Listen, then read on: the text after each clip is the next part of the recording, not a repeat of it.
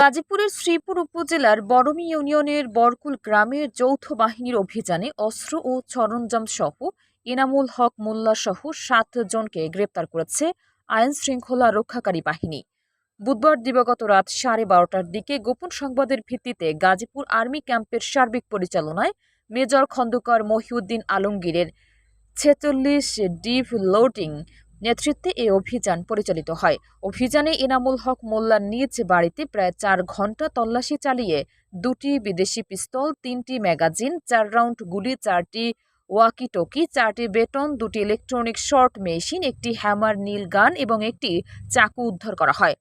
এ সময় বড়মি এলাকার আরও 6 জন শওকত মীর, জাহিদ, মোস্তফা, সিদ্দিক, বুলবুল ও তোফাজ্জলকে আটক করা হয়। শ্রীপুর মডেল থানার ভারপ্রাপ্ত কর্মকর্তা ওসি আব্দুল বারিক জানান, রাতে যৌথ বাহিনী অভিযান চালিয়ে তাদের গ্রেপ্তার করে। উদ্ধারকৃত অস্ত্র ও সরঞ্জাম সহ তাদের বিরুদ্ধে অস্ত্র আইনে মামলা দায়ের করে বৃহস্পতিবার আদালতে পাঠানো হয়েছে।